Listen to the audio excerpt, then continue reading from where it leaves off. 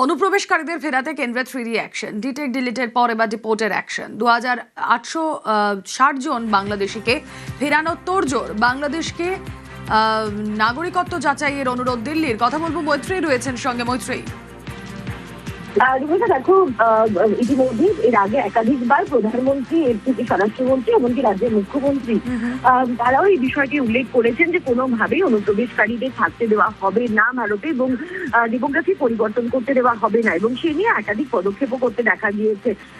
সেক্ষেত্রে দাঁড়িয়ে বিদেশ মন্ত্রকের তরফ থেকে যেটা জানা যাচ্ছে যে একেবারে আইনগত পদ্ধতি মেনে তাদেরকে ডিপোর্ট করার জন্য প্রক্রিয়া শুরু করে দিয়েছে বিদেশ মন্ত্রক, এবং ইতিমধ্যেই অন্ততপক্ষে 2860 জনেরও বেশি যারা অনুপ্রবেশকারী, যাদেরকে বাংলাদেশি বলে মনে করছে ভারত, তাদের নাগরিকত্ব যাচাইয়ের জন্য বাংলাদেশের কাছে পাঠানো হয়েছে, এবং ভারতের তরফ থেকে জানানো হয়েছে যেন তারা দ্রুত এই মানুষদের নাগরিকত্ব যাচাই করে বলে, যাতে এই যে 2860 জনেরও বেশি মানুষ যারা এই মুহূর্তে বিভিন্ন জায়গায় আটক হয়ে রয়েছে বা যাদেরকে ডিটেইন করে রাখা রয়েছে, তাদেরকে ডিপোর্ট করা সম্ভব হয়।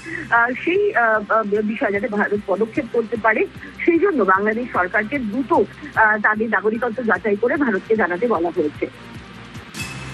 ওকে।